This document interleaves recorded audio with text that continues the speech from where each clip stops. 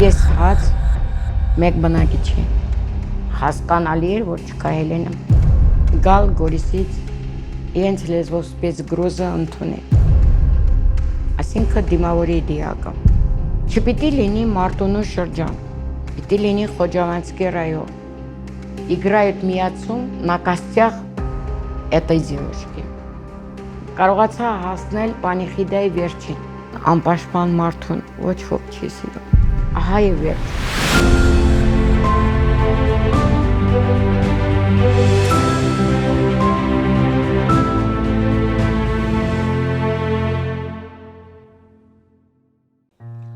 Ալբերտ Քոչարի Սաֆարյան,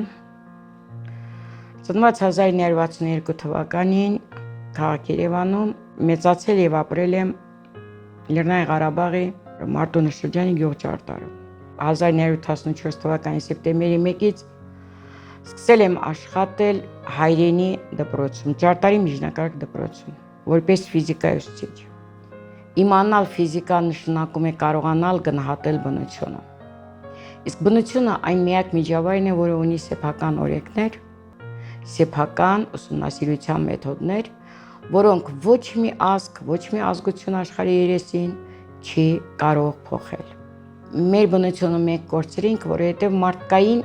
օրենսգիրքը կամ օրենքները չէին համապատասխանում բնության օրենքներին։ Մարդիկ շեղվեցին բնության օրենքներից, ունենալ այնպիսի ռեգիոն, այնպիսի պաշտպանական հնարավորություններ, այնպիսի ժայռեր, լեռներ, բլուրներ եւ չունենալ հայրենիք այսօր, դա խոսում է, որ մենք չօգտվեցինք մեր բնության տրված այդ պաշտպանական կետերից։ Եկեղեցու դիմացը դպրոցի ճանապարհին դեպի գերեզման տանող ճանապարհին սկսեցի կառուցել։ Կառուցեցի փոքրիկ շենք ունեի, խանութ էր կողքը ավտոկայանատեղ, դրա հետևի մասում դեպի Ձորաբերյան կառուցեցի 6.5-13 մետր երկարությամբ սենյակ ու պանելապատ։ Այսինքն մտածում էի հիմքի բարձրությունը մինչև 80 սանտիմետր էր, լայնությունը 60 սանտիմետր, որ պետք է ունենայի երկրորդ հարկ։ Ունենայի սեփական տուն Ձորաբերանին, Ճարտարի կենտրոնում, եկեղեցու մոտ։ Երկրորդ հարկում կունենայինք սենյակներ, մութ երազում ես չեմ պատկերացրել, որ կգա մի օր, որ ինչ որ մեկը կստիպեր կամ կխոսեր Ղարաբաղը թողելու մասին։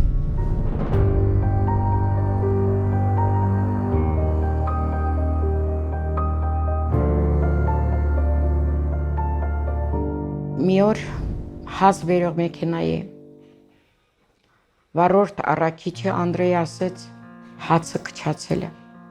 Որոշել են կես հաց մեկ բնակիչ են։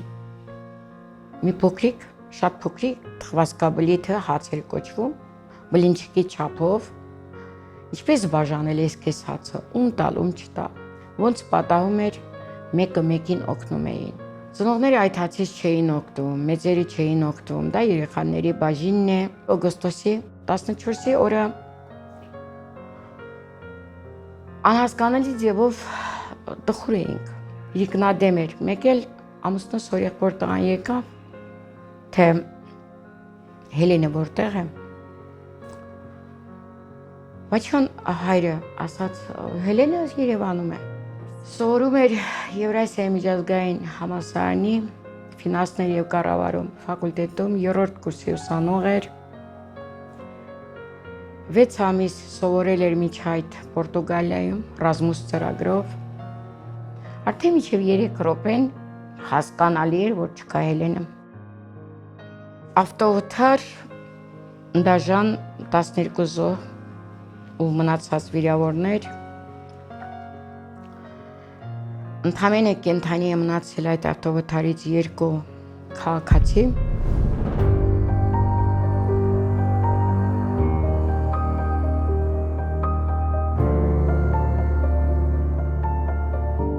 Իմ ապուպապերը Ճարտարում սկսել են ապրել 13-րդ դարից։ Այսինքն Ճարտարում Եղշեի ստորոտում կա 13-րդ դարի գերեզմանաքար, որի վրա կա Սաֆարյան ազգանունը։ Եվ ինչպես կարող եմ ես մտածել, որ իմ երեխան ուրիշ տեղ պետք է հողարկավորեմ։ Ես մտածելու ոչ միտք ունեի, ոչ էլ պատկերացնում էի։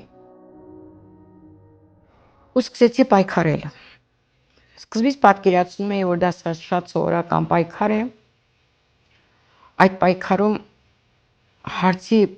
ժխտման, հարցի չլուծման պատճառ եւ որևէ մի կարգ չպիտի խանգարեր, բայց սխալվեցի։ Պահանջեցին ինչ-որ մեկի ազնագիրը, ով պատրաստ է գալ Գորիսից իրենց լեզվով սպեցգրոզը ընդունի։ Այսինքն դիմավորի դիակը։ Ասի ես կգնամ, ազնագիրը տվեցի, պատճենը հանեցին, դրեցին դարակում եւ սպասում էի զանգին։ Զանգը չեկավ։ Հաջորդ օրը նորից մտա, ասեցին պետք է փաստաթղթերի փաթեթ։ Հետո մավանթուղթ պահանջեցին, մահը գրանցում են այնտեղ, որտեղ եղել է։ Իրական մավանթուղթը տալիս են այնտեղ, որտեղի քաղաքացի ինքը կա։ Բայց հետո ասացին, որ դա չի իրենց պահանջը։ Պահանջն է, որպեսզի Հայաստանը տա նման փաստաթուղթ։ Հայաստանում տվեցին նման փաստաթուղթ։ Այդ փաստաթուղթը չբավարարեց Կարմիր խաչի աշխատողների պահանջները։ Չպիտի երեխայի ծննդյան վկայականում լիներ ԼՂՀ։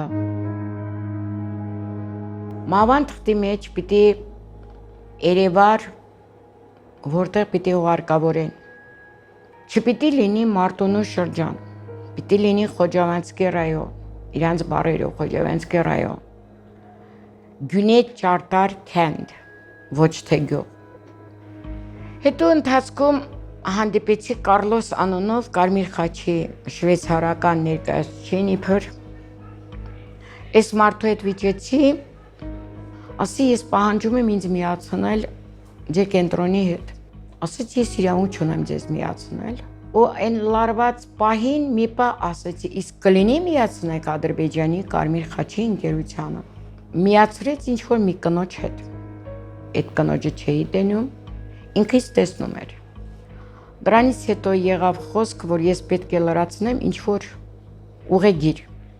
Մենք կներկայացնենք ձեր այդ թղթերը եւ դուք կգնաք։ Այդ ժամանակ իմեյլի վրա եկավ մի հատ նամակ, Ադրբեջանի կառավարությունը պատասխանում են Հայաստանի շահագրգիռ կողմերին հետևյալ ձևով, որ Азербайджане проходной двор, в Азербайджане существуют законы, которые мы приняли в 2015 году. И по этому закону надо оформить документы, ինչ-որ մի շկալակար, որտեղ գրվում էր, որ անպայման պետք է լինի քաղաքացին, այսինքն ուղարկավորում են լինի Ադրբեջանի քաղաքացի, ծնված լինի ճիշտ փաստաթղթերով եւ անպայման պետք է լրացվի դեկլարացիա։ Ու վերջում այսպես էր գրված. Возможно, родители Елена не знают, про чем речь, но они с армянской стороны играют միացում на костях этой девушки. Այս տողերը ընթերցելուց հետո ես դիմեցի Ալիևային, Մերաբանին որպես մայր, որ թույլ տանք երեխուն բերեմ հայրենիք։ Կարմիր խաչը չէր կարող լուծել հենց այդ հարցը, դիակների հետ բերման հարցը չէր ապահովում։ Բայց դուրս բերման այդ ընթացքում զոհված տղաներ կային, որոնց դիակները տեղափոխեցին Գորիս։ Ներս բերումը ոչ։ Մեկ անգամ ասացին, դուք կարող եք գնալ ուղարկավորել, ես հարց տվի։ Ես եւ ամուսինը գնում ենք ուղարկավորելու։ Ինչ ճակատագիր կունենան իմ երկու երեխաները, որոնց ստիպված պետք է թողնեի Բախտի Քամաչուկին։ Չէի հավատում, որ այդ ճանապարհը փակ կմնար, առավել եւս աշխարհը աչք կփակեր մի ամբողջ ազգի նկատմամբ, Էլենի մասին այդ բան չէի մտածում։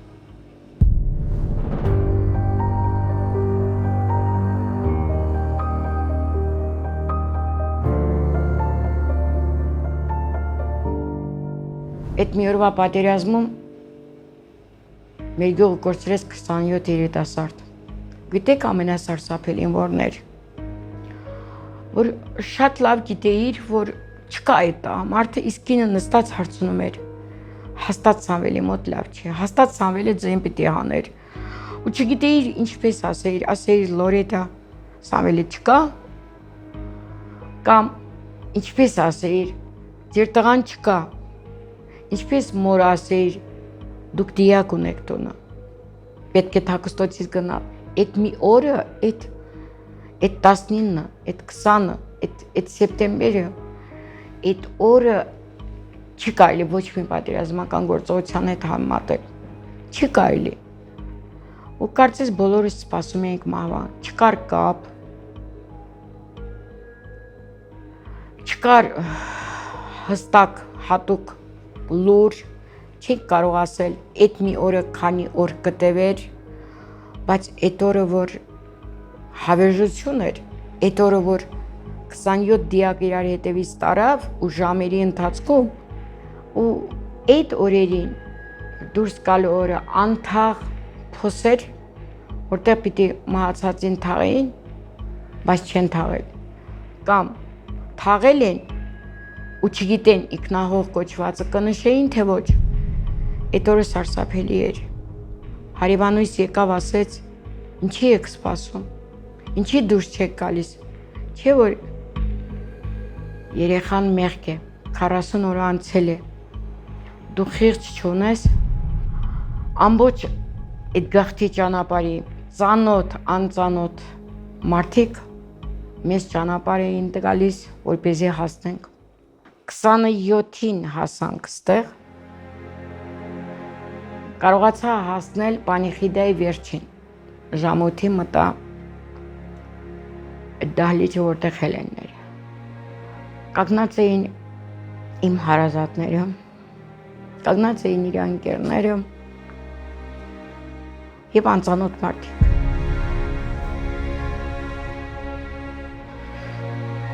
մտա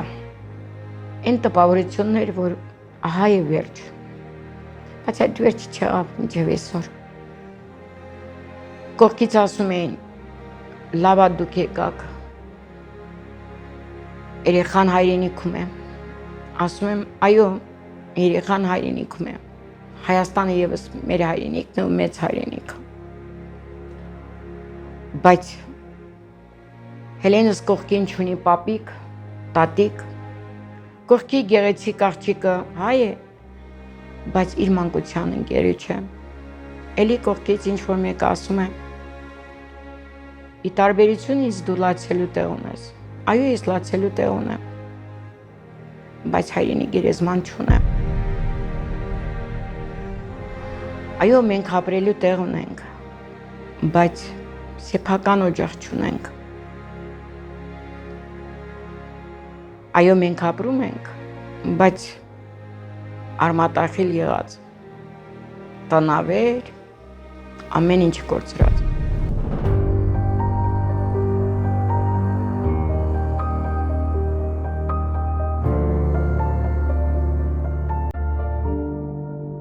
Սեփական օջախում